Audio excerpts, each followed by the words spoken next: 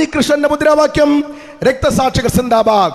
ഇതേ കുഞ്ഞികൃഷ്ണൻ പറയുന്നു മധുസൂദനൻ കട്ടു തിന്നു രക്തസാക്ഷികളെ വഞ്ചിച്ചു. എന്റെ ചോദ്യം, ഏതെങ്കിലും സഖാക്കന്മാർ എവരുടെയൊക്കെ വാക്കും കേട്ടുകൊണ്ട് രക്തസാക്ഷിയാകാൻ വേണ്ടി കുത്താനും ചാവാനും ഇറങ്ങുന്നുണ്ടെങ്കിൽ സഖാക്കളെ നിങ്ങളോട് പറയുന്നു, നിന്റെയൊക്കെ വീട്ടിലെ ആകാശത്തെത്തില്ല അടിച്ചു മാറ്റിക്കൊണ്ട് പോകുന്നവരുടെ കമ്മ്യൂണിസമാണ് ഇന്ന് കേരളത്തിൽ. ഒരു കാര്യം നിങ്ങൾക്കറിയാം, ഇപ്പോ പിണറായി വിജയൻ സർക്കാർ പറഞ്ഞു പെൻഷൻ കൊടുക്കാൻ പൈസയില്ല, അരിക്ക് സപ്ലൈകോയ്ക്ക് പൈസയില്ല, ജലജീവൻ മിഷന് പൈസയില്ല, കോൺട്രാക്ടർമാർക്ക് പൈസയില്ല. പക്ഷെ പിണറായി വിജയൻ പറഞ്ഞു ഒരൊറ്റ തീരുമാനം, ജയിൽ പുള്ളികളുടെ ശമ്പളം 3 ഇരട്ടിയായിട്ട് കൂട്ടിയിരിക്കുന്നു. ആരെ സുഖിപ്പിക്കാനാ? കൊടി സുനിയൻ അളിയെ സുഖിപ്പിക്കാനാണ്. TK രജീഷിനെ സുഖിപ്പിക്കണം. ഈ കേരളത്തിൽ TP ഉൾപ്പെടെ ഞങ്ങളുടെ ഷുഹൈബ് ഉൾപ്പെടെ കൊന്നവന്മാരുടെ ജയിൽ പുള്ളികളെ മുഴുവൻ സുഖിപ്പിക്കാൻ അതിനകത്ത് ജയിലിൽ കിടക്കുന്നവരുടെ ശമ്പളം കൂട്ടുന്നു. എന്നാൽ ജീവിതകാലം മുഴുവൻ അരിവാൾ ചുറ്റുക നക്ഷത്രത്തിന് മാത്രം വോട്ട് ചെയ്യുന്ന, അവർക്ക് വേണ്ടി മാത്രം പ്രചരണം നടത്തുന്ന ആശാവർക്കർമാർ 385 ദിവസമാണ് തിരുവനന്തപുരത്ത് സെക്രട്ടേറിയറ്റിന് മുമ്പിൽ കേവലം തുച്ഛം 25 രൂപ കൂട്ടിക്കൊടുക്കാൻ വേണ്ടിയിട്ട് സമരം നടത്തിയത്. 25 രൂപ ആശാവർക്കർമാർ കൂട്ടിക്കൊടുക്കാൻ തിരിഞ്ഞു നോക്കിയില്ല, സമരം ഒത്തുതീർപ്പാക്കിയില്ല. ആരാശാവർക്കർമാർ CPM വോട്ട് ചെയ്യുന്നവരാണ്. ആരാശാവർക്കർമാർ അരിവാളിനെ തോളിലേറിയവരാണ്. ആശാവർക്കർമാർക്ക് കൂട്ടിക്കൊടുക്കാൻ കാശില്ല, പക്ഷേ ജയിൽ പുള്ളികളുടെ ശമ്പളം 3 ഇരട്ടിയായിട്ട് കൂട്ടും. ഇതാണ് കേരളത്തിലെ കമ്മ്യൂണിസം. നിങ്ങൾക്കാർക്കെങ്കിലും ബുദ്ധിയുള്ളവരുണ്ടെങ്കിൽ, ചിന്തിക്കാൻ കഴിവുള്ളവരുണ്ടെങ്കിൽ നിങ്ങൾ മനസ്സിലാക്കിക്കോ. എന്താ പറഞ്ഞത്? നിങ്ങൾക്ക് ഏവർക്കും അറിയാം, ഗുജറാത്ത് ഇലക്ഷൻ നടക്കുക. 2017 ഗുജറാത്ത് ഇലക്ഷന്റെ തലയ്ക്കിന്തലെ ദിവസം രാഹുൽ ഗാന്ധിക്ക് അനുകൂലമായി സർവേ റിപ്പോർട്ടുകൾ ഒന്നൊന്നായിട്ട് വരികയാണ്. ആ സർവേ റിപ്പോർട്ടുകൾ വരുന്നത് കണ്ടപ്പോ എല്ലാവരും പറഞ്ഞു ഗുജറാത്തിൽ കോൺഗ്രസ് പിടിക്കും, ഗുജറാത്ത് കോൺഗ്രസിൻ്റെതാകും. എന്നാൽ ഇലക്ഷന്റെ തലയ്ക്കിന്തലെ ദിവസം രാജ്കോട്ടിൽ 1 ലക്ഷം പേർ വരുന്ന ഗുജറാത്തികളെ അഭിസംബോധന ചെയ്തുകൊണ്ട് നരേന്ദ്രമോദി വിഷാദ ഹൃദയനായി ഒരു സമ്മേളനത്തിൽ പ്രസംഗിച്ചു. ഇങ്ങനെയാണ് പ്രസംഗിച്ചത്: ഗുജറാത്തികളെ, ആത്മാഭിമാനമുള്ളവരെ, നിങ്ങൾ ഞങ്ങളെ മറന്നോ? നാളെ വോട്ടെടുപ്പ് കഴിയും. മറ്റന്നാൾ വോട്ടെണ്ണുമ്പോൾ കോൺഗ്രസ് അധികാരത്തിൽ വരും. ആരാണെന്നറിയുമോ മുഖ്യമന്ത്രി? ആരാണെന്നറിയോ മുഖ്യമന്ത്രി? നരേന്ദ്രമോദി പറയുകയാണ് ഗുജറാത്തികളോട്, മിയാൻ മിയാൻ മിയാൻ അഹമ്മദ് പട്ടേലാണ് മുഖ്യമന്ത്രി. അഹമ്മദ് പട്ടേലാണ് മുഖ്യമന്ത്രി. അന്നത്തെ ദിവസം ട്രെൻഡ് അങ്ങ് മാറി, പോളറൈസേഷൻ ഉണ്ടായി, വർഗീയ വേർതിരിവുണ്ടായി. ഗുജറാത്തിൽ വീണ്ടും BJP ജയിച്ചു. നിങ്ങൾ കേട്ടില്ലേ ആ ശബ്ദം? ആരുടെ ശബ്ദം? ബാലന്റെ ശബ്ദം, പിണറായി വിജയന്റെ കോളാമ്പിയുടെ ശബ്ദം നിങ്ങൾ കേട്ടില്ലേ? എന്താ പറഞ്ഞത്? കോൺഗ്രസ് അധികാരത്തിൽ വരും, പക്ഷേ ആഭ്യന്തര വകുപ്പ് ജമാഅത്ത് ഇസ്ലാമിയുടേതായിരിക്കും. ജമാഅത്ത് ഇസ്ലാമിയുടേതായിരിക്കും ആഭ്യന്തര വകുപ്പ്.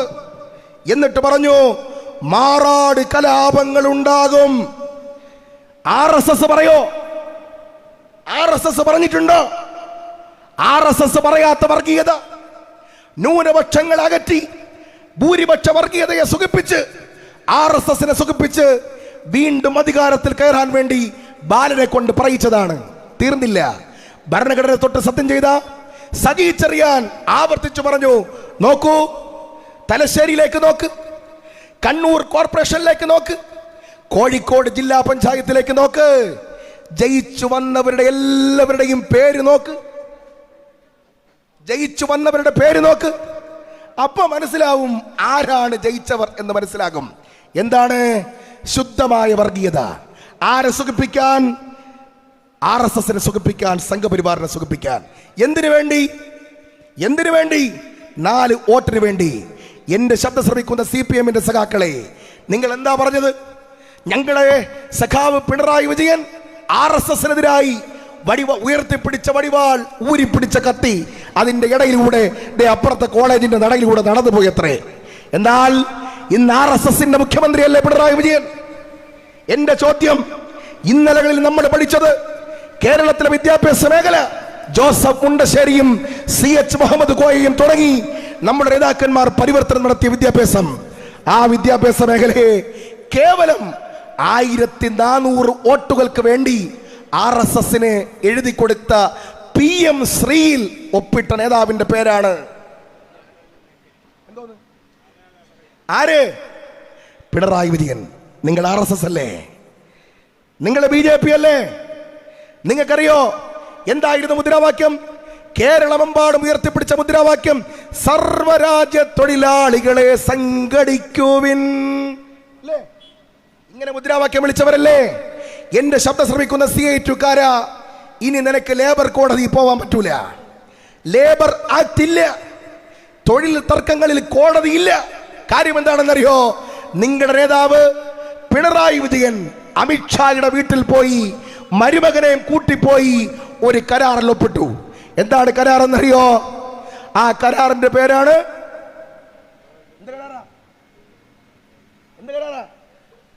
തൊഴിൽ തർക്കങ്ങൾ പരിഹരിക്കുന്നതിന് വേണ്ടി ലേബർ കോഡിൽ ഒപ്പിട്ടു. Labour code. ഇനി മുതൽ CI2കാരന്റെ തൊഴിൽ തർക്കവുമായിട്ട് കോടതി പോകാൻ പറ്റൂല. സർവ്വരാജ്യ തൊഴിലാളികളുടെ പേരിൽ വോട്ട് പിടിക്കാൻ ഇറങ്ങിയ CPM RSSനും അമിത്ഷാക്കും വഴങ്ങിക്കൊണ്ടാണ് നിങ്ങൾക്കറിയാം ലേബർ കോഡിൽ ഒപ്പിട്ടിരിക്കുന്നത്. ഒരു കാര്യം കൂടി ഞാൻ പറഞ്ഞുകൊണ്ട് അവസാനിപ്പിക്കാം. നിങ്ങൾക്ക് ഏവർക്കും അറിയാവുന്ന പോലെ തന്നെ കേരളത്തിന്റെ ചരിത്രത്തിൽ ഇതുപോലെ ജീർണതയുമായി ഒരു മുഖ്യമന്ത്രി ഉണ്ടായിട്ടുണ്ടോ? എന്റെ ചോദ്യമാണ്. ഞാൻ തലശ്ശേരിയിലാണ് ചോദിക്കുന്നത്. എന്തായിരുന്നു മുദ്രാവാക്യം? മരിക്കാൻ ഞങ്ങൾക്കു മനസ്സില്ല, മുതലാളിത്തമേ മുതലാളിത്തമേ നിൻ മുന്നിൽ മുട്ടുമടക്കാൻ മനസ്സില്ല. ഇതല്ലായിരുന്നു മുദ്രാവാക്യം. ഇതല്ലായിരുന്നു മുദ്രാവാക്യം. ആരാണ് മുതലാളിയുടെ കാശ് വാങ്ങിയത്? രാജകുമാരി. ഏത് മുതലാളി? കരിമണൽ മുതലാളി. എവിടത്തെ കരിമണൽ? ആലപ്പുഴയിലെ കരിമണൽ. എത്ര കോടി? 2,67,00,000. ആര് വാങ്ങി? രാജകുമാരി. എങ്ങനെ വാങ്ങി? അക്കൗണ്ടിലൂടെ വാങ്ങി. ഏത് വകുപ്പിൽ? മാസപ്പടി. എന്ത് ചെയ്തു കൊടുത്തോ? ഒരു സേവനവും ചെയ്തു കൊടുത്തില്ല. തലശ്ശേരി അങ്ങാടിയിൽ പണിയെടുക്കുന്ന CI2വിന്റെ തൊഴിലാളി ഒരു ദിവസം ജോലി ചെയ്താൽ 1000 രൂപ കിട്ടിയാൽ 125 രൂപ പാർട്ടിക്ക് ലവി കൊടുക്കണം. എന്നാൽ ഇവിടെ വീട്ടിനകത്ത് CI2കാർ പൊരിവെയിലത്ത് പണിയെടുക്കുമ്പോൾ ഒരു ജോലിയും ചെയ്യാതെ ക്ലിഫ് ഹൗസിന്റെ ശീതളിമയിൽ ഇരുന്നു കൊണ്ട് ഒരു രാജകുമാരി മാസപ്പടി വാങ്ങി. ഒരാളെങ്കിലും ചോദിക്കാനുണ്ടായോ? CPMൽ ആരെങ്കിലും ഒരു നട്ടലുള്ളവരുണ്ടായോ? അതിന്റെ പ്രതിഫലനമാണ് തദ്ദേശ സ്വയംഭരണ സ്ഥാപനങ്ങളിലേക്കുള്ള തെരഞ്ഞെടുപ്പ്. പ്രതിപക്ഷ നേതാവിനോട് മീഡിയ വൺ ചാനൽ ചോദിച്ചു, എത്ര സീറ്റ് പിടിക്കും? തദ്ദേശ സ്വയംഭരണ സ്ഥാപനങ്ങളിലേക്കുള്ള തെരഞ്ഞെടുപ്പിൽ എത്ര പഞ്ചായത്ത് പിടിക്കും? അദ്ദേഹം പറഞ്ഞു 500ന് മുകളിൽ. അദ്ദേഹത്തോട് ചോദിച്ചു, എത്ര കോർപ്പറേഷൻ? അദ്ദേഹം വിരലുയർത്തിയിട്ട് പറഞ്ഞു 4. അന്തം വിട്ടുപോയ പത്രപ്രവർത്തകൻ വീണ്ടും ചോദിച്ചു, ഏതൊക്കെ? കണ്ണൂർ, തൃശൂർ,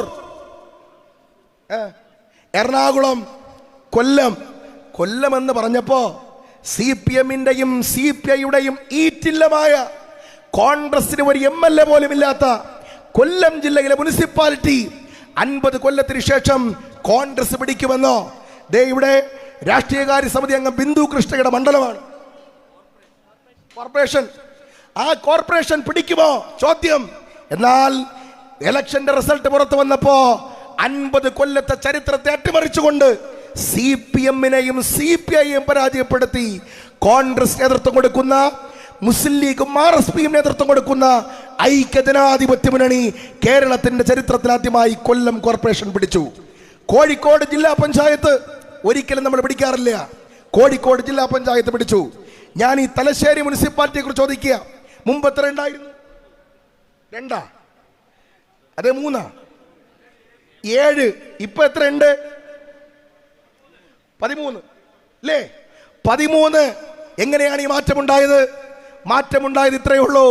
കമ്മ്യൂണിസ്റ്റ് പാർട്ടിക്കാർ കമ്മ്യൂണിസ്റ്റ് പാർട്ടിയുടെ ബാഡ്ജും കുത്തി, കമ്മ്യൂണിസ്റ്റ് പാർട്ടിയുടെ കൊടിയും പിടിച്ച്, കമ്മ്യൂണിസ്റ്റ് പാർട്ടിയുടെ വണ്ടിയിൽ വന്ന് കമ്മ്യൂണിസ്റ്റ് ബൂത്ത് ഏജന്റിനെ കൈയും കാണിച്ചിട്ട് കയറി കൈപ്പത്തിയിലും കോണിയിലും കുത്തി. എൻ്റെ സഹോദരങ്ങളെ, എൻ്റെ പ്രസംഗം ഞാൻ അവസാനിപ്പിക്കുന്നു. എൻ്റെ ശബ്ദം ശ്രവിക്കുന്ന CPM-കാരോടാണ്, നിങ്ങളുടെ പാർട്ടി ഇവിടെ ഉണ്ടാവണോ? തലശ്ശേരിയിലെ പാർട്ടി ഇവിടെ ഉണ്ടാവണോ? CPM എന്ന് പറയുന്ന പാർട്ടി ഇന്ത്യയിൽ ഉണ്ടാവണോ? ആർക്കെങ്കിലും നിങ്ങളുടെ പാർട്ടി ഇതുപോലെ ഇവിടെ ഉണ്ടാകണമെന്ന് ആഗ്രഹമുണ്ടെങ്കിൽ ഒറ്റ വഴിയേ ഉള്ളൂ, പ്രതിപക്ഷത്തേക്ക് മാറ്റുക. ഒറ്റ വഴിയേ ഉള്ളൂ, നേരെ ചെല്ലുക, കൈപ്പത്തിയിൽ കുത്തുക, ഐക്യമുന്നണിക്ക് കുത്തുക, UDF അധികാരത്തിൽ കൊണ്ടുവരിക. അടിക്കണമെങ്കിൽ എല്ലാവരും കൂടെ അടിക്കണം. ഒന്നും കൂടെ അടിച്ചേ നോക്കട്ടെ. ഒറ്റ പോക്ക് പോവുക. CPM-കാരോട് പറഞ്ഞ് അവസാനിപ്പിക്കുന്നു, രക്ഷപ്പെടണോ? നിങ്ങളുടെ പാർട്ടി ഇവിടെ ഉണ്ടാവണോ? രക്തസാക്ഷികൾക്ക് മാനമുണ്ടാവണോ? ജീർണത പേറുന്ന കറുത്ത കൂടാരത്തെ പുറത്തെറിയുക, മഹാരാജാവിനെ താഴെയിറക്കുക, പിണറായി സത്തിന് അന്ത്യം കുറിക്കുക. യഥാർത്ഥ കമ്മ്യൂണിസ്റ്റുകൾ ആരെങ്കിലും ജീവിച്ചിരിപ്പുണ്ടെങ്കിൽ ഉയർത്തുക നിങ്ങളുടെ പതാക. ഒറ്റ വഴിയേ ഉള്ളൂ, UDF-ന് കുത്തുക, UDF-നെ ജയിപ്പിക്കുക. അതിനുവേണ്ടി ഒറ്റക്കെട്ടായി ഒരു മനസ്സോടെ നിങ്ങൾ ഓരോരുത്തരും ജൈത്രയാത്രയ്ക്കായിട്ട് തുടരുക.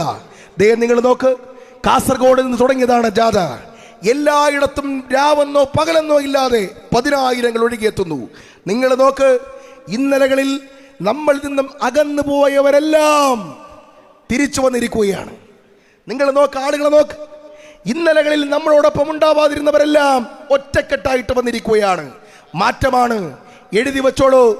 100 സീറ്റിന് മുകളിൽ ഭൂരിപക്ഷത്തോടെ ഐക്യജനാധിപത്യ മുന്നണി കേരളം ഭരിക്കും. ഒറ്റ കാര്യം കൂടി പറഞ്ഞുകൊണ്ട് അവസാനിപ്പിക്കാം. ഇന്ത്യ ചരിത്രത്തിലെ അവസാനത്തെ മുഖ്യമന്ത്രി, അവസാനത്തെ കമ്മ്യൂണിസ്റ്റ് മുഖ്യമന്ത്രിയായി പിണറായി വിജയൻ മാറുകയാണ്.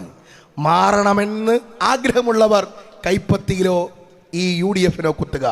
ഇനി അങ്ങനെ ആവണ്ട, വീണ്ടും കമ്മ്യൂണിസം തുടരണമെന്ന് ആർക്കെങ്കിലും ആഗ്രഹമുണ്ടെങ്കിൽ അവർക്കും ഒരു വഴിയേ ഉള്ളൂ, ഇപ്രാവശ്യം കൈപ്പത്തിയിലോ UDF-ന്റെ ചിഹ്നങ്ങളിലോ കുത്തുക. ജയ് ഹിന്ദ്.